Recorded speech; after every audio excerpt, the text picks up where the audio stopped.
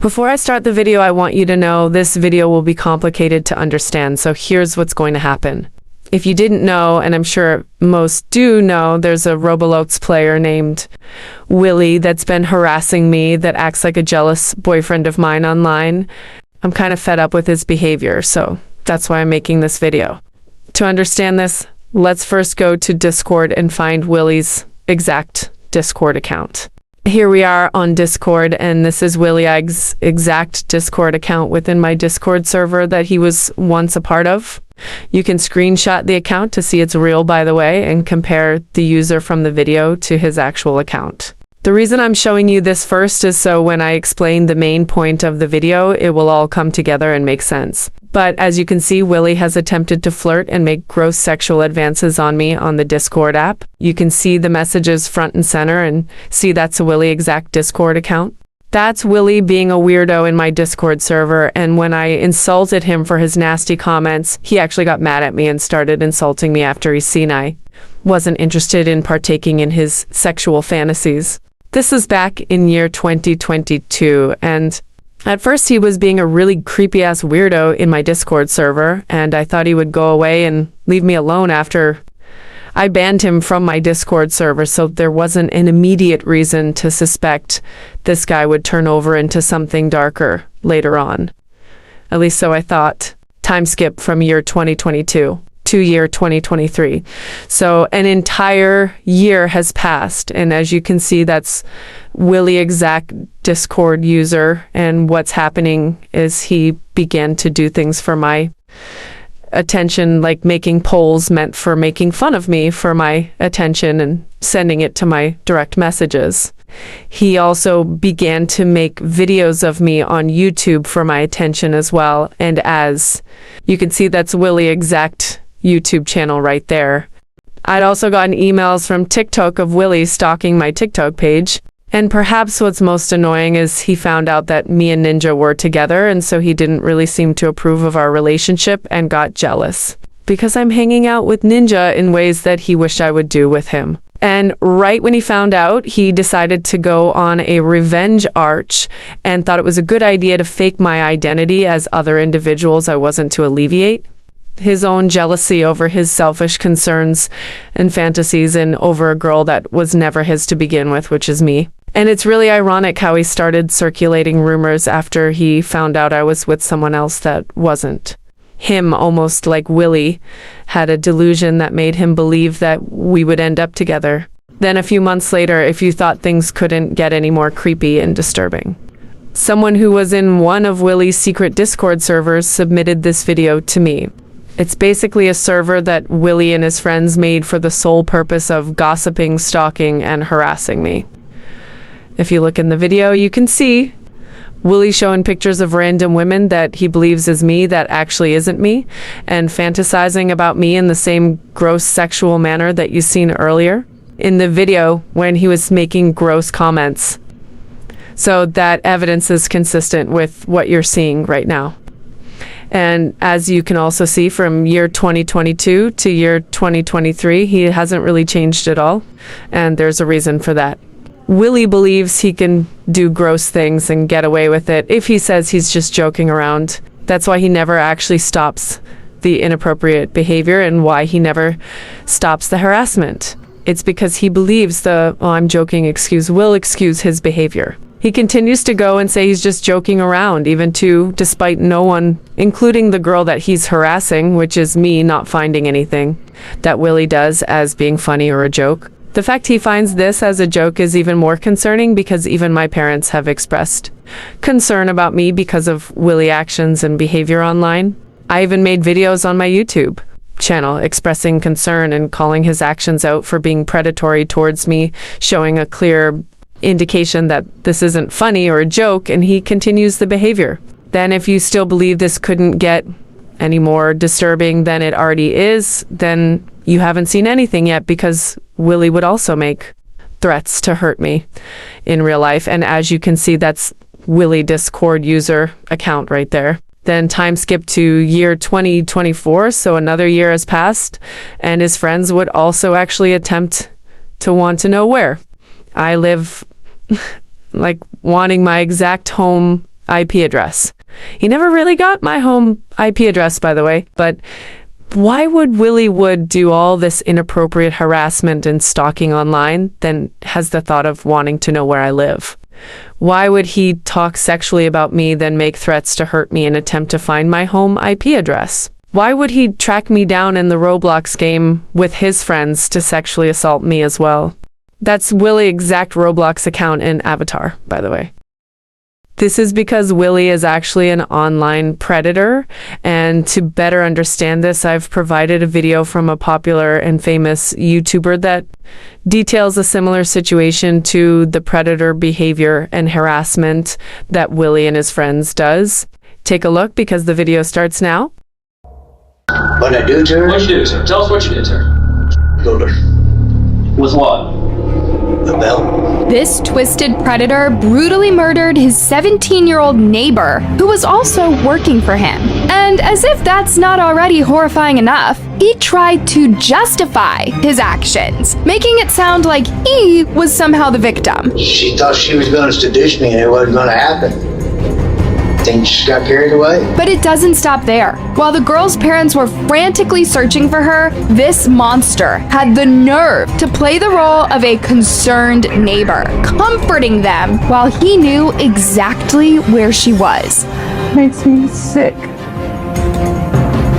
And he didn't just murder her, he let her sit in that house. The details of this case are truly chilling and will leave you questioning just how dark a person can be. But to understand this twisted story, we need to start at the beginning.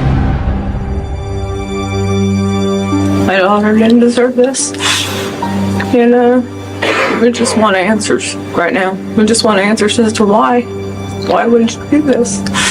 Because her and him had a bond, like they were friends. Valerie Tyndall was a smart, sweet, and funny 17-year-old girl who loved video games, singing, and spending time with her family and friends. She was also an animal lover and dreamed of becoming a veterinarian. Her parents, Sheena and Jack, had originally lived in Indianapolis, but after she was born, they moved the family to the quiet town of Arlington, Indiana, hoping to leave behind the dangers that came with the big city. At first, it seemed like they had found their escape, a welcoming town, friendly neighbors, and a house that finally felt like home. But just when everything seemed right, an unexpected darkness crept in, turning their dream of peace into a nightmare.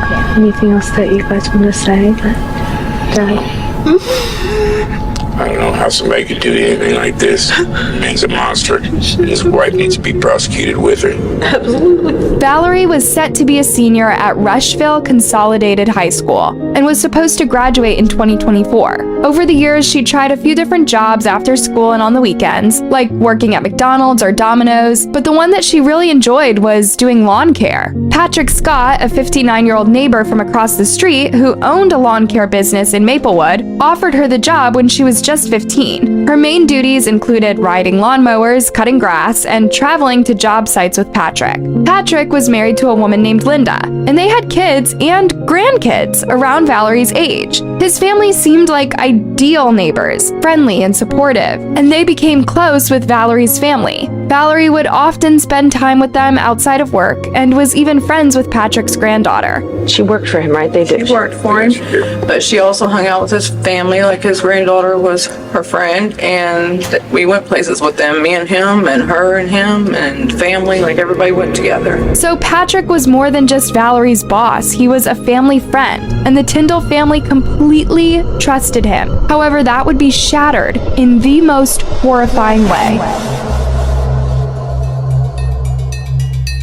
On Wednesday, June 7th, 2023, Valerie left home telling her family she was going to work. Her mom, Sheena, thought it was a bit weird because Valerie didn't usually work on Wednesdays, but she brushed it off thinking that maybe her schedule or her workload had changed. But as evening came and Valerie still hadn't returned, Sheena began to worry. She called Valerie's phone, but it went straight to voicemail. Then she called Patrick to check if her daughter was still at work. But to her shock, Patrick told her that Valerie didn't work that day and he hadn't seen her since the day before. It started getting late. I noticed it was probably 6 or so, and I said, well, she should be home by now, I would think. So I called Scott after I called Valerie probably 3 times, and her phone would go straight to voicemail. And I thought, well, that's not usual. I don't understand why it's going straight to voicemail. And so I called him and he says, no, she didn't work today. Sheena was in a total panic, trying to figure out where her daughter could have gone. She called all of Valerie's friends and everyone else she could think of around town, hoping someone had seen or heard from her, but no one had. Meanwhile, Patrick and his wife Linda, being the good neighbors that they were, came over to offer their support. But while they were there, Patrick made a strange comment, suggesting that Valerie might have run away, and his wife backed him up, mentioning she'd also run away from home at 17. But Sheena was not buying it. Asking me if I was okay and telling us, oh, I'm sure she's fine. She'll be back home. Sheena was afraid that something bad happened to her daughter, and so the next morning she called the Rush County Sheriff's Department and reported her missing. At first, the police suspected that Valerie might have run away, so they looked into her social media and phone records to track her down. But soon they discovered that she had been spending a lot of time alone with her boss outside of work. There were even pictures of the two of them visiting an aquarium. Now, Valerie's parents knew about this aquarium trip with Patrick, but they thought that his whole family would be there too. So seeing a photo of just the two of them raised serious concerns. But it gets more weird. Sheena told investigators that Patrick had even put a tracker on Valerie's phone. Super creepy, right? Sounds familiar? Why would the predator want a tracker to track the girl's location? Like how the predators who harass me are obsessed with wanting my location. Hope you see now how it's starting to add up and make perfect sense. So now back to the video. She come home and told me that. She said something about he had placed her on his 360 plan. I didn't even know what that was. And she explained it to me and I was like, why? I'm like, why are you on that? She said, I don't know, he just added me on it with his family because they're all on it. And I said, well, but you're not his kids or his wife or anything. He has no reason to even be tracking them as far as I'm concerned. I wouldn't track my family. It's not normal to me. Exactly, that isn't normal. Sheena also admitted that she sometimes got strange vibes about how Patrick acted around Valerie, almost as if he was a jealous boyfriend. Acting like a jealous boyfriend sounds familiar. But whenever she mentioned it to Valerie, her daughter would shrug it off, assuring her it was nothing like that. So Sheena would tell herself that she was probably overthinking it and let it go. As investigators kept digging into Valerie's social media, they noticed that her phone had not been turned on in a while, which was very odd for a teenager. But even more unusual was that her social media activity had completely stopped. This was alarming for someone like Valerie, who was an active social media user. So on June 10th, just 2 days after she was reported missing, police issued a statewide silver alert for her. Rush County Sheriff's Department is asking for your help finding a missing 17-year-old. This is Valerie Tyndall. She is missing from Arlington, Indiana. She was last seen around noon on Wednesday. The Sheriff's Department says she is believed to be in extreme danger. The search for Valerie was now in full swing, with her family, friends, and the entire community joining the police in looking for her. Patrick and his wife continued to support Valerie's parents, visiting daily to comfort them and reassure them that she'd be back soon. In his first interview with the police, Patrick repeated what he had already told Valerie's parents, that he hadn't seen her on June 7th. But then a witness came forward saying that they'd overheard a conversation the day before she went missing. Patrick had reportedly told Valerie that he planned to take her to Indianapolis on June 7th for lunch, saying he'd take her someplace special. On top of this, another witness also came forward saying that they had seen Patrick driving Valerie's car the day she went missing. This new information completely shifted the focus of the investigation, and Patrick was now considered a person of interest. Meanwhile, investigators held a press conference asking the public for help in finding Valerie and her car, a green 2000 Honda Accord with an Indiana license plate. On June 26th, nearly 3 weeks after Valerie went missing, her car was found outside an apartment complex in the nearby town of Shelbyville. Investigators also found out that Patrick had done some landscaping work there, so they brought him in for questioning. At first, he stuck to his story, denying he'd seen Valerie that day. But when they mentioned that witnesses saw him driving her car, he quickly changed his story. So, I spoke to you at your house about, I think it was Saturday, June 10th. I saw you outside. Do you remember me stopping by? Yes. Okay. And I asked you that day when you saw Valerie last, right? Right. And you remember what you told me? Tuesday. told me Tuesday before the Wednesday before she gone, right? Right. And that's not true, is it? No. Okay. When was the last time you saw Valerie? Wednesday afternoon. Wednesday afternoon. Where did you meet up with her at? South High Gardens. South High Gardens in Shelbyville. Yes. Okay. So, in this new version of events, Patrick admitted he did see Valerie that Wednesday at the South High Garden Apartments in Shelbyville. He said she got into his truck and then asked him to drop her off in a place called Homer, about 5 miles from their neighborhood. According to Patrick, when he dropped her off, she got in this little blue car with some guy he didn't recognize. And get this, he also couldn't identify the make or the model of the vehicle. After dropping her off, Patrick claimed he had gone home. Then on Thursday, he said he went back to the South High Gardens apartment, took Valerie's car, and parked it at the Berwick Apartments, which is where the police eventually found it. He said he did this because Valerie had asked him to. Why did you do that? Because she was going to take off. So you gonna give her a car to use? No, I was just going to give her a ride. Okay, so she called you on Tuesday? No, she told me a couple days before she was going to leave. Okay. So she had I didn't think she'd go through with it, but she did. Okay. So she planned this with you? Well, she planned it. I just... You went along? You just went along? Yeah. Okay. But here's the thing. Valerie's phone last pinged near Arlington, not Homer, and Patrick claimed she was texting a lot while they were together. But her phone records showed the last text she sent was actually to Patrick at 11:23 a.m. saying, "I'll be there soon." So, yeah, it's pretty clear Patrick wasn't telling the whole truth. But what was he hiding? As detectives kept pressing him, Patrick changed his story again. He now claimed that after meeting Valerie, he took her back to his house and left her there while he went to work. But when he got back, she was already gone. So you have no idea where this girl's at? No, I have none whatsoever. I swear to God, I don't know where she is. It is hard to believe you on that. Just I know. For the mere fact. I know. You lied to us from the very beginning. I know. But I do not know where she's at. I really We don't. probably could have found her we probably could have found her. Right? Maybe. By this point, investigators were fed up with the stories he was feeding them, so they arrested him for providing false information to law enforcement. He was, however, released on bond. Meanwhile, Valerie's family was still hanging on to hope that she would come home. But as the months passed, that hope started to fade. On October 11th of 2023, investigators brought in cadaver dogs to search Patrick's property. And the dogs actually picked up the scent of human remains in a pond near his house. But when they searched it, they didn't find anything. Police then suggested that the scent might have drifted over from another part of the property. So the next day, an aerial scan was done over Patrick's land as investigators looked for anything unusual. And they found several spots where the ground looked disturbed. Then on November 28th, 2023, almost 6 months after Valerie disappeared, law enforcement executed search warrants on multiple properties, including Patrick's home and another property he owned nearby. During an excavation, they found disturbed soil leading to 2 boxes buried close together. Tragically, it was in one of those boxes, buried deep into the ground, that they would find Valerie's decomposed remains. She was identified by the orange nail polish she had been wearing the day she went missing.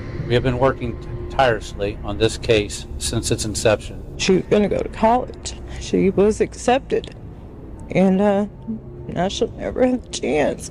This is not the outcome we had all hoped for. Justice will be sought for Valerie.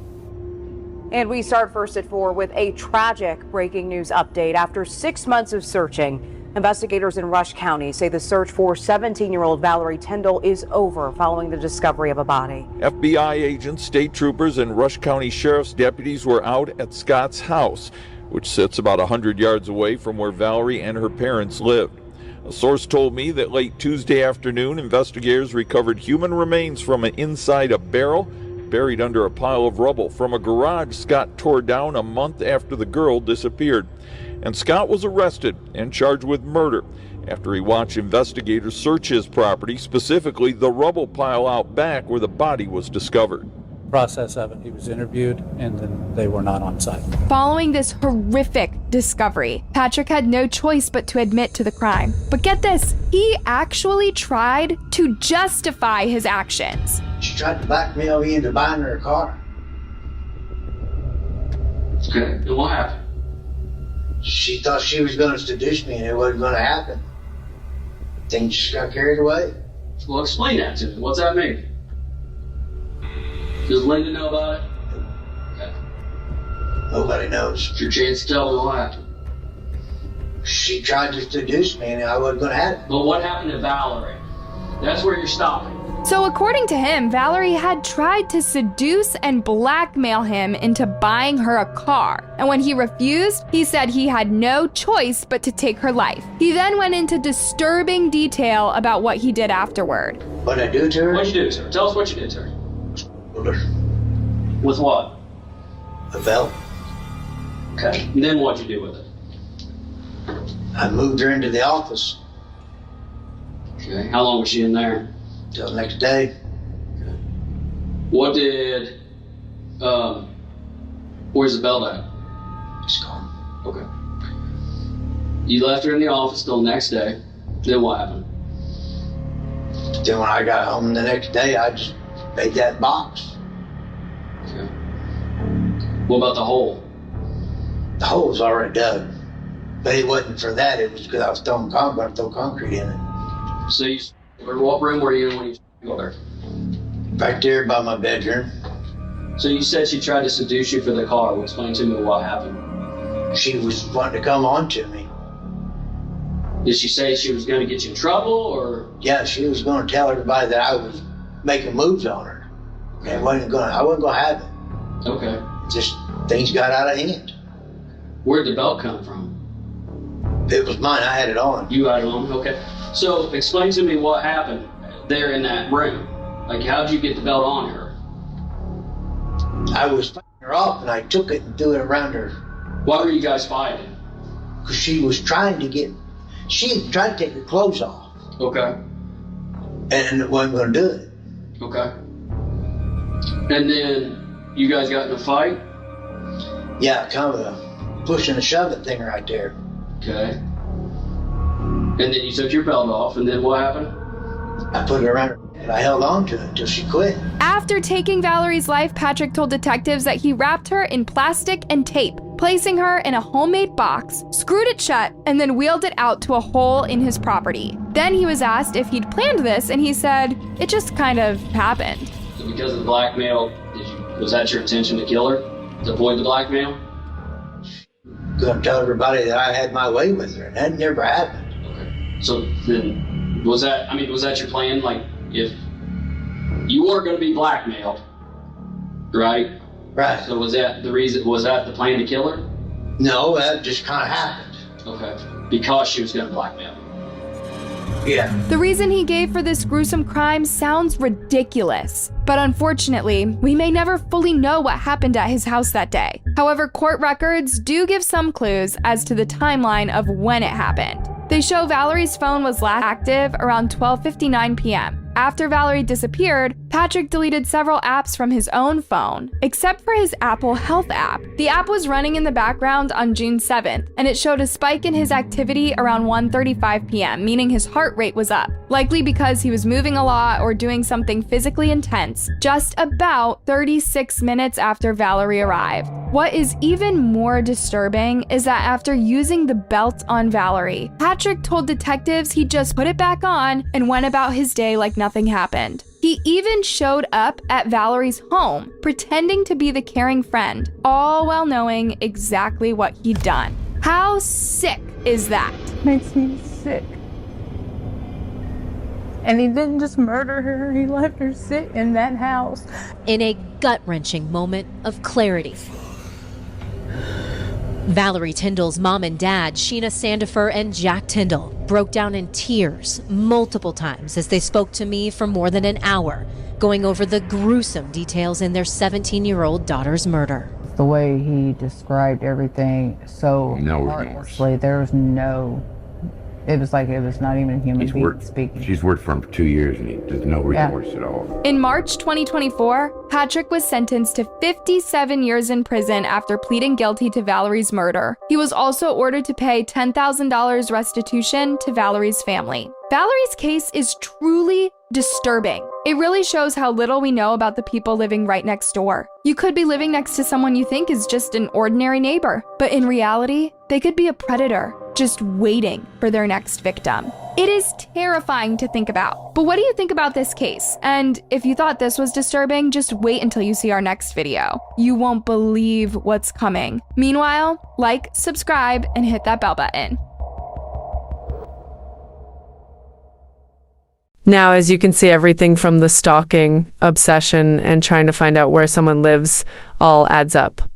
And it's important to note that Willy will play the nice guy to lower suspicion off of him, like the guy seen in the video. Instead of addressing the situation, he will always play the role of the victim while pretending to be a nice guy.